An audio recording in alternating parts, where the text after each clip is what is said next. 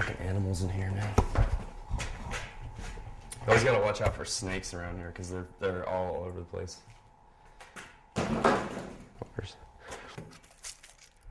These are a bunch of old Enjoy boards.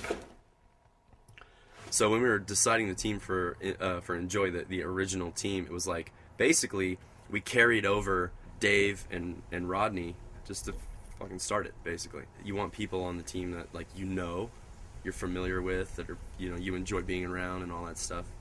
And naturally, for me, because of where I lived and who I skated with, it's like I wanted my friends on the team. Louis called me one day and just was curious, like, what was going on. And he was writing for Maple. I think Louis talked to Jerry about something like that. But it was basically, like, package deal. It's like, dude, I want to, like, what do you think about, like, both of us jumping on board? And I was like, fuck yeah, let's do this. Maybe he was feeling the same way that I felt and whatever, but he's like, what are you going to do? What's the vibe about or whatever? And I was just like, fuck it, we got money, like, let's run some dumbass ad, We're going to make a book of Enjoy ads that never happened. Look at that, dude, Louis. Look how just sweaty and, like, desperate he looks right there. So I have a bunch of these old Bobby Puglia's, one of his ads. How he found a chicken next to a burnout limo. Because only Bobby Puglio could find that. I had something to say.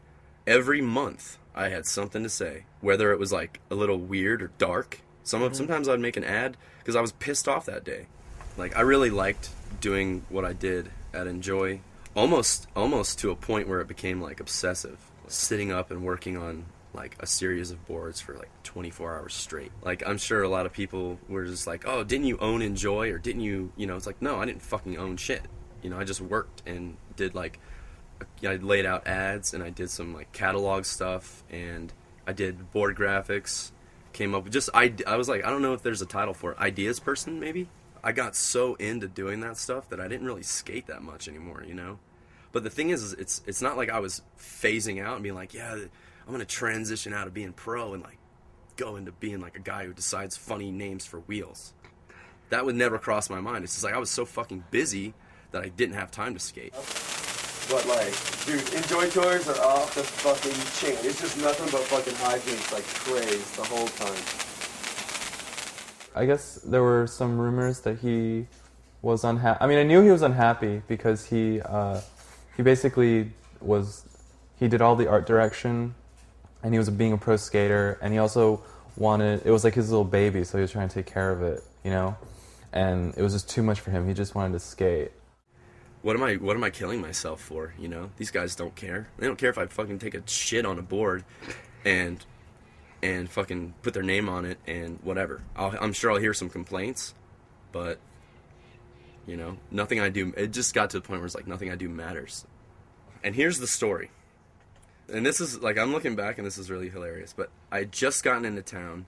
We went filming that night.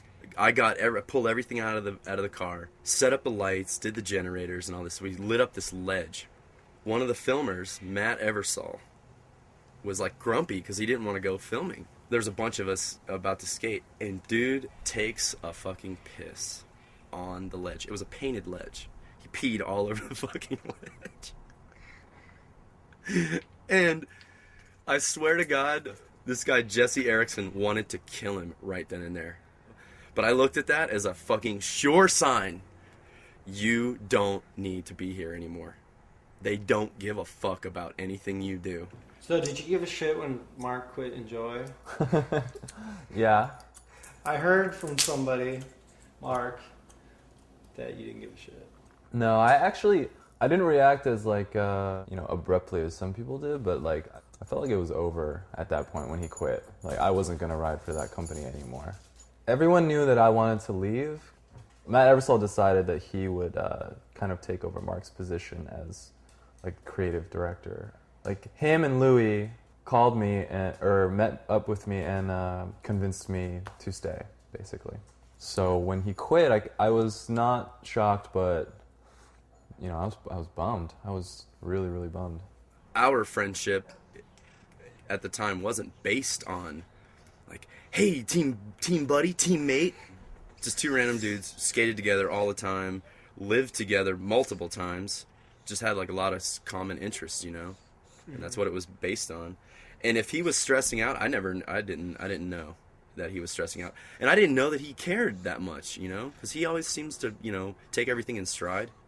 I didn't think anyone fucking cared, because I definitely didn't get that impression when I rolled into town. I did not get that impression that anyone cared if I was there or not. So then tell me about getting on chocolate. Was there like? Well, let me just hold on before I answer that. I need to clarify something. Wait, did I just have a brain fart here? Hold on, I was gonna say. Wait. Never mind. I'll get back to that. I think. Okay. No. Continue. Okay.